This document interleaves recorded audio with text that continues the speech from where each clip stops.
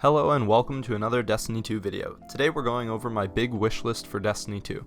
This is just a series of things ranging from small issues and annoyances to large problems with mechanics that I have written down over the past little while until I had a larger collection of them. There is no specific order to these in terms of importance or amount of frustration. Before we start, I want to say that Destiny is my most played game of all time. I like it a lot. I have 1600 hours in D2, 134 raid clears, 9 flawless trials in 9, 4 flawless trials of Osiris. Not saying I'm the best player of all time, just that I've played enough that I think I have a decent perspective on the state of the game. Also, I'm just going to be running some gameplay of my Prophecy solo flawless in the background. I originally streamed it on Twitch and then tried to download the VOD from it, and for some reason the quality compressed really poorly, so sorry about that, but it's the best B-roll footage I could come up with. So let's get into it. First off is the lack of viability for exotic armor in endgame due to the strength of mods. I want to first off say that it is great that Bungie is adding mods to the game that are extremely impactful in PvE, but it has gotten to the point where a lot of the time I find myself not even running an exotic piece of armor in endgame activities. For example, the solo flawless prophecy you see right now I did without an exotic completely by choice and not as a challenge because I felt this was the strongest build I could run. I'm running Taken Barrier, a 20% damage reduction from Taken, Hive Barrier, the same thing but for Hive, which stacks when damaged by a Taken Hive enemy like the Knights, Taken Armaments to get heavy ammo and grenade kills, and then Taking Charge and Protective Light on my last two pieces to get a 50% damage resistance when under half health for 5 seconds while charged with light. These are all extremely strong, and I'm sure there would have been many times I died if I had an exotic on instead of these mods. Here is a solution. Add a universal mod slot to all exotic armor that ignores seasonal restrictions. This will instantly make them all useful and viable again in a quick and easy way. Next is the viability of exotic weapons, which suffer from the same thing. Lots of powerful weapon mods have been added to the game which cannot be applied on exotic weapons, such as Icarus, which is top tier in PvP, and most importantly in PvE is the champion mods, Anti-Barrier, Unstoppable, and Overload. In Master Nightfalls, which are high tier endgame content, I will sometimes run no exotic weapons, and I feel like this should never be the case. If I do run one, it is only ever Divinity or Ariana's Vow because they have the champion mods. These two weapons are still bugged by the way when interacting, and this is a small thing I haven't seen addressed yet. You do less damage when shooting the Divinity crit with Ariana's instead of more. Tied to this point about champion mods is that they should not be weapon restricted. Don't force us to only have anti-barrier on sidearms and submachine guns for an entire season.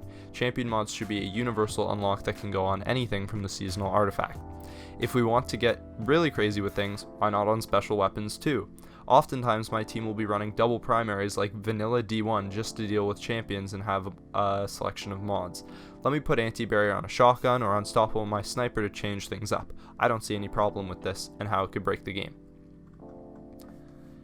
The shader system is completely unusable. There are 50 shader slots, yet over 300 shaders and counting with each season when they add more. The dismantle value of them and the cost of them is so small that I think the system should be entirely overhauled and work as follows. Shaders are a permanent unlock to your collection. If you have it, it won't drop again and clog up your postmaster until you dismantle it for 150 glimmer. If you want to apply a shader to armor, instead of seeing shaders you have in your inventory, just bring me straight to the collection screen to choose from all of them and apply individually. My next issue is with the collection system in general. Why even have it at all at this point if all of the loot in the game is random and can't be reacquired? Here's my suggestion for a fix. Let me overwrite the collection and save a role to it. For example, let's say I get a really good Bite of the Fox, which is a kinetic sniper from Iron Banner. Maybe I don't like sniping at all and my vault is getting really clogged up. I don't need quick access to it, its power doesn't matter to me. So I save the role to my collections and then dismantle. 4 months later, I decide I want to start sniping again. I can go to the collections, find my Bite of the Fox, and print off that one specific role. I can't save multiple different roles, but just the one that I liked the best. And if I ever get an even better one, I can save that and it will overwrite my previous saved collection version of the weapon. Weekly Pinnacle raid rotation is my next request. Now I know coming this September a ton of the raids are being removed anyways, but I know this issue will probably pop up again in the future, and we've been asking for something like this for years. If you can add a new raid every few months, that's one thing, but I know they're hard to make and sometimes there are large gaps between releasing new ones. However, having to play the same raid for an entire year as the only raid source of Pinnacle gear is really not fun. During this period, I had zero incentive to play Spire of Stars, Leviathan, Eater of Worlds, Last Wish, or Scourge of the Past. These are all incredible raid experiences and I would have loved an excuse to return to them, to get a break from the only raid that I played for the past year. Next up is updated weapon mods to spec around the new perks. When Weapon Mods 2.0 were added, they came with the addition of some mods that enhanced the abilities of perks such as Rampage spec, Surrounded spec, Dragonfly spec, etc. These were great additions, but we've gotten to the point where there are tons of new perks, which is again great, but no mods to supplement them. For example, Swashbuckler spec, Celerity spec, Demolitionist, Unrelenting. All of these have the potential to be enhanced by a mod, which I think would be pretty cool. Onto a big one, which is consistency of the armor icons. It is extremely frustrating that the seasonal icon of armor is sometimes changed when applying an ornament because I can no longer at first glance see its sunset date. This leads me onto a more important issue which is extremely important to me, and that is the current armor system in the game and the amount of variance it has in contrast to our vault and collection system. Let's take a look at how many different viable sets of armor a player might want to have if they're pretty dedicated to the game. An easy one off the bat is a full set of Crucible gear. You may have one that's sent around playing with Pulse and Shotgun that would require certain elements to apply the right mods, and maybe a second set for Hand Cannon Sniper which would require different elements for those mods. In both sets you would want high recovery, high intellect. Now let's say the current raid, there is one close range boss fight that requires a full set of gear built around sword ammo economy, and then a later fight which is long range that you want built around machine guns. For PvE now, intellect is somewhat irrelevant due to the amount of slaying you do to charge your super anyways, so for your raid set, you won't need much of that. And you're going to want more aggressive perks because the raid's gotten pretty easy, you've been doing it for a bit, and you just want to beat it fast. However, this will vary from your PvE Master Nightfall set where survivability is king and you want to run tons of resist mods. You also might have a full set of the Gambit Prime gear for their perks. Now imagine trying to make all of these sets perfect on all three characters. You have to coordinate the elements of each set to make sure they match the desired weapons, wait until you get a good stat distribution, then spend tons of Ascendant Shards to max it all out. This is a big investment, and I think it's fine for a game like Destiny that is at its core a loot-driven game. But here's where I start to have problems. First is the mod system. Some armor can take mods from the season before and some after. Some can take from specific raids. Soon it will be year-long mod compatibility. This is still not enough. It's too hard to keep track of, and there is no doubt in my mind I will eventually want a specific mod for a build just to find I don't have any armor that can take it, and the armor that can take it is now unobtainable as the content required was removed. The more mods, the better. This makes build crafting fun and it makes PvE meta more diverse. The sunsetting of mods is annoying and unnecessary, and that's the next thing, which is sunsetting armor. This also doesn't need to happen. Now I want to make my position on sunsetting clear. I'm okay and actually in favor of sunsetting weapons. The way Bungie is currently going about it I have issues with, but the idea to me works and here's why. When a weapon is the strongest in the game and everyone uses it, you have three options to make people use another weapon.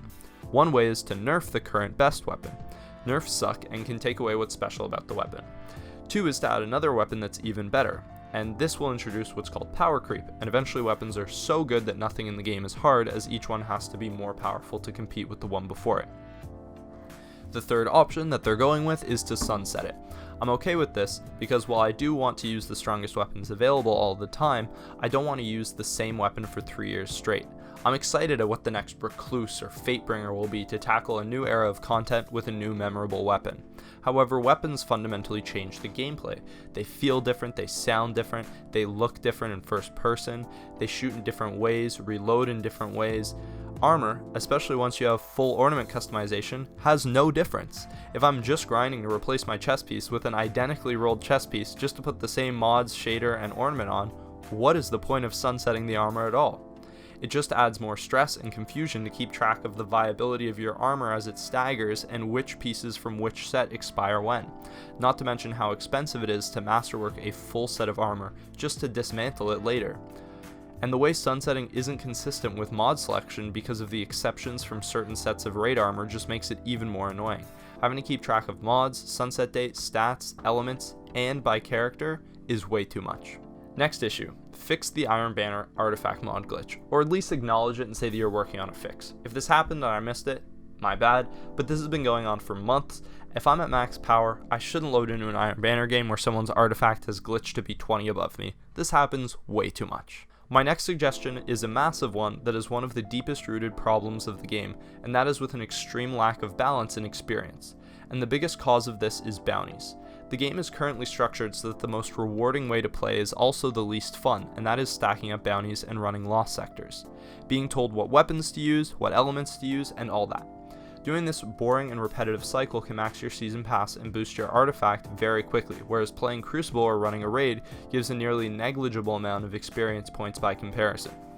What needs to happen is an overhaul of XP rewards from activities so that bounties can supplement your grind if you are dedicated, but are not needed. A raid currently gives the same amount of XP that I can get from 5 minutes of lost sector farming. All bounty experience values should be nerfed to maintain a somewhat longer lifetime for the season pass and artifact in that strategy, but to compensate, raids, nightfalls, and Crucible should all get a huge increase from where they currently are. At the moment you earn about 5k per Crucible match. This means if I'm completing one match per 10 minutes, it will take me around 3.5 hours to get one season pass rank. Compare this to getting 9 gunsmith bounties, 9 moon bounties, 9 season bounties, stacking them all up, running a few lost sectors, and getting nearly 150,000 XP for your efforts, which will probably take 30 minutes. It encourages boring and repetitive gameplay.